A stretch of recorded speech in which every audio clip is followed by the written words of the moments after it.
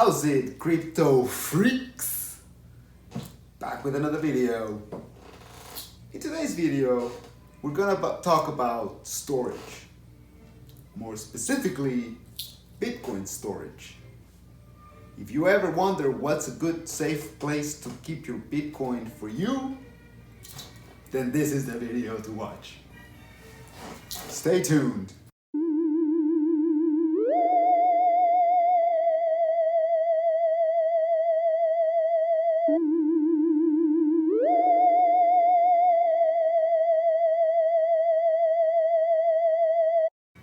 Now, if we're going to talk about storage of a cryptocurrency, especially Bitcoin, we need to talk about the temperature.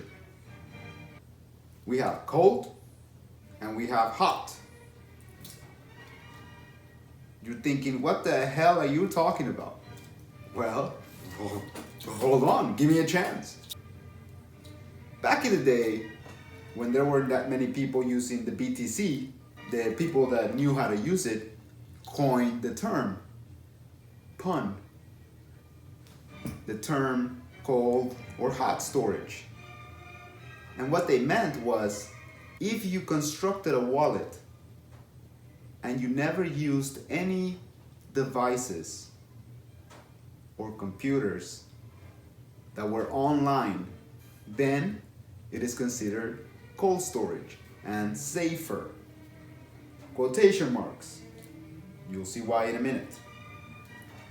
But basically, cold storage versus hot storage meant whether or not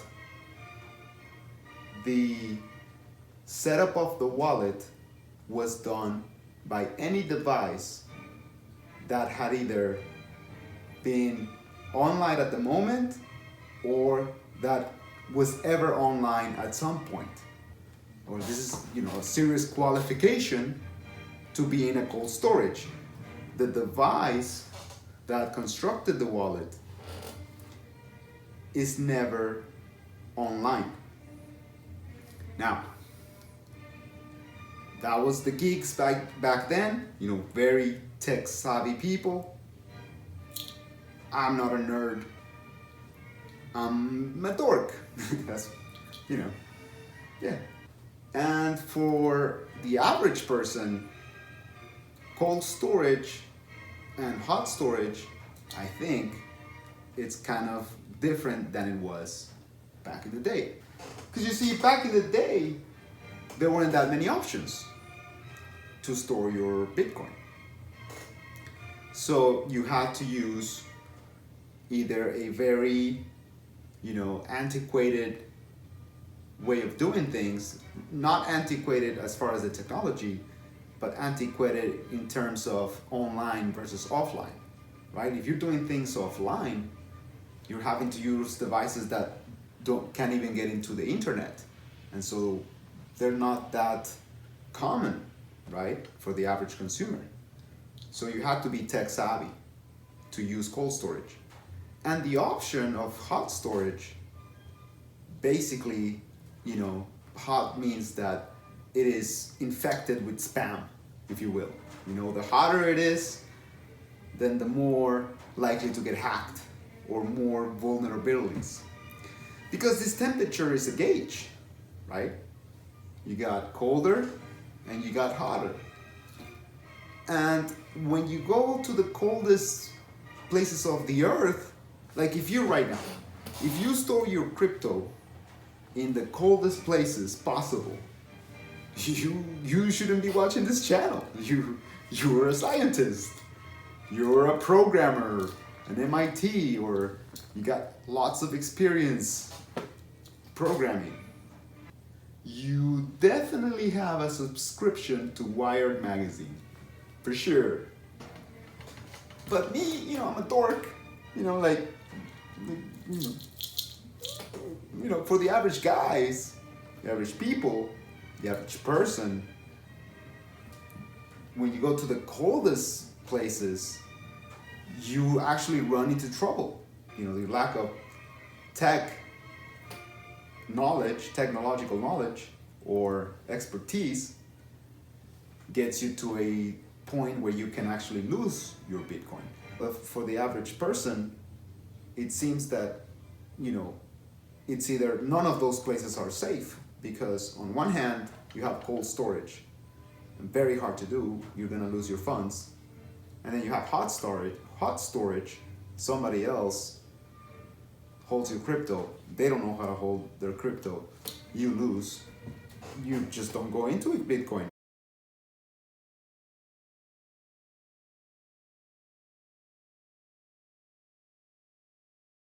There are so many options that allow you to pick your degree of temperature desired.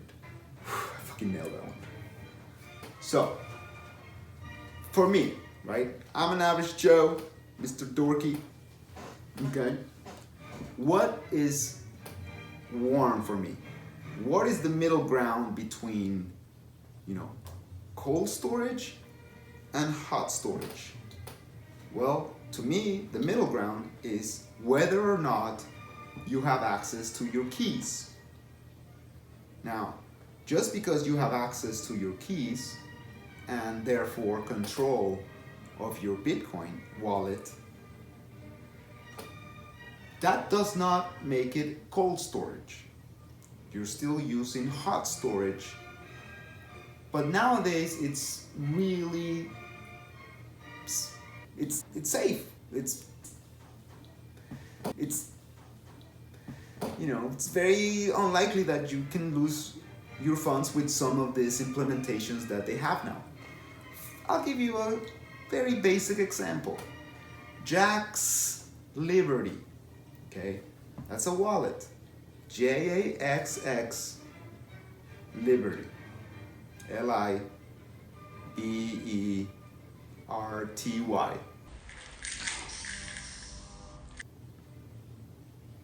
That wallet gives you control of your keys. It's on the smartphone. And the developer community, it's bigger than before, but you're still online. You're still using your smartphone, which is online, or your computer or whatever, depending on the wallet. On the Jaxx Liberty, you use it on your phone and it's still online. Somebody could still potentially, hack your phone. Your phone is not gonna get hacked, okay? The likelihood of your phone getting hacked and your crypto getting stolen,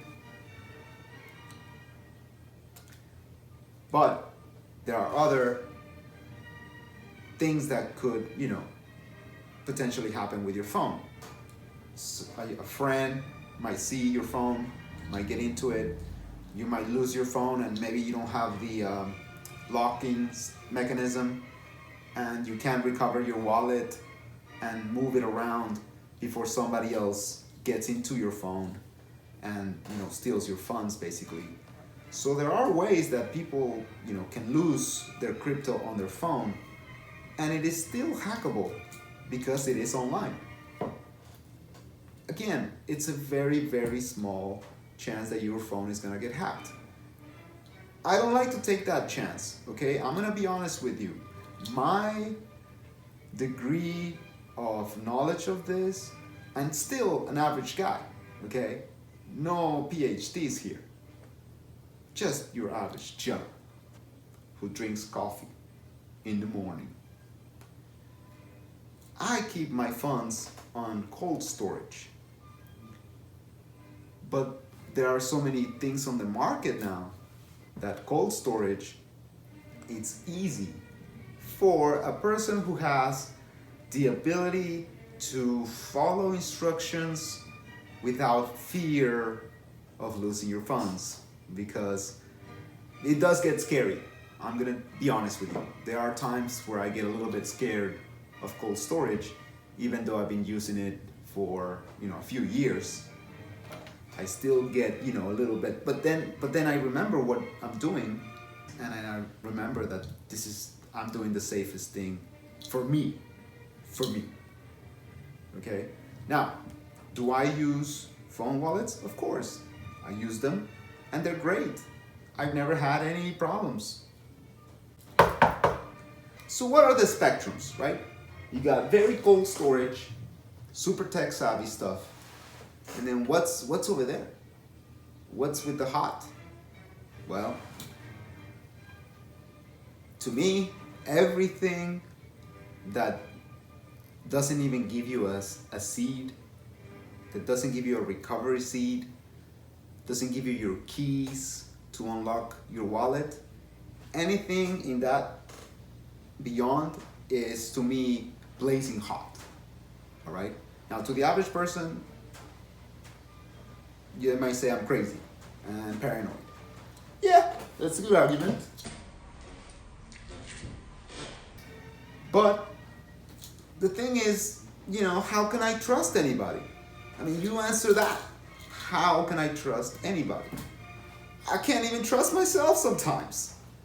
For me, anything that doesn't give you your wallet, your seed, is untouched. Now, that doesn't mean completely untouched. Of course, I use exchanges and other institutions to hold my Bitcoin, but I do it for the least amount of time possible in order to do something that I have to do, and I cannot do it in another way yet. Okay? There's a lot of talk for the future crypto, where the exchanges are gonna be decentralized. Okay? Different freaking points of attack, not one central system. But we're not there yet. We're not there yet. We still need the hot spectrum, because the colder spectrum is harder. What's super hot? Well, hot.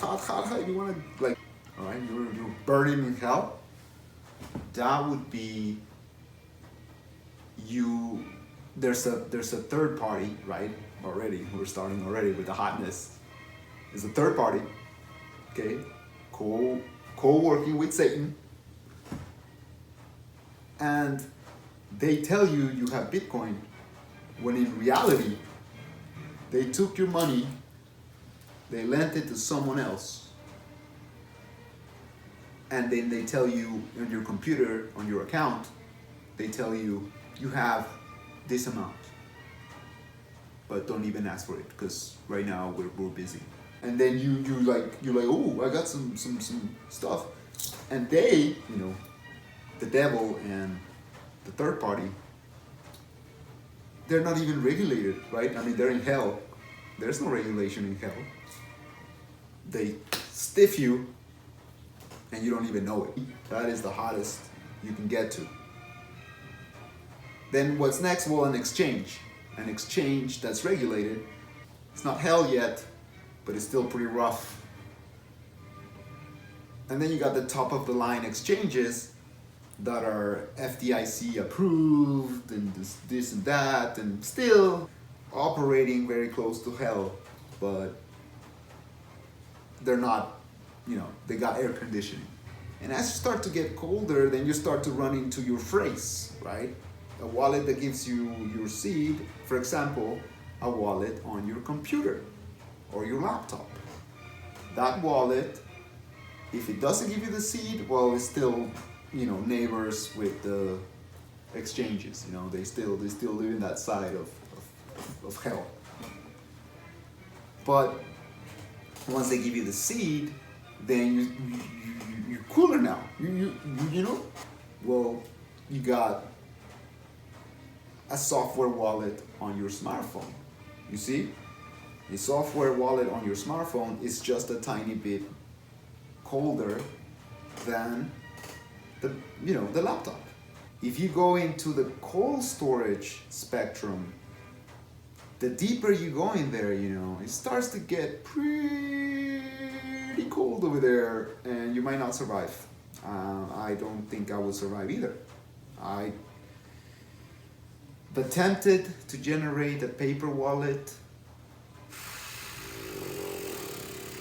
But do you have, dollars to burn or not? If the answer is no, then why even go there, right? Now, here's the best part of this whole thing.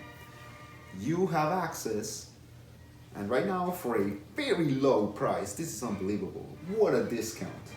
These things used to be $250 back in the day. You get to play with the geeks, with the cold storage. And they recognize it as cold storage. You win.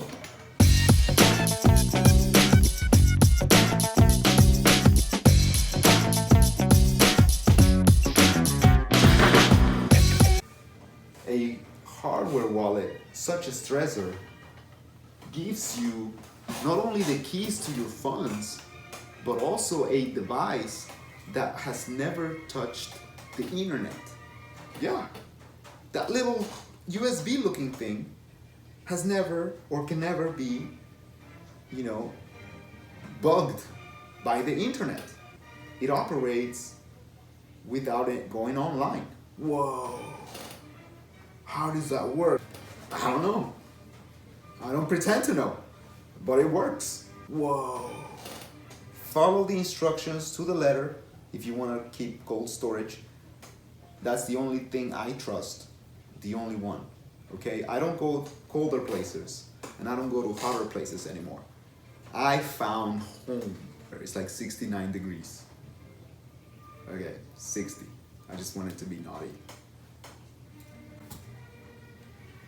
Anyways, guys, I hope you're not super confused about the whole thing. I would be if I was you, but the good thing is if you watch this video like 10 times, you'll probably start to get it. Or maybe not. Maybe just once and you thought it was funny.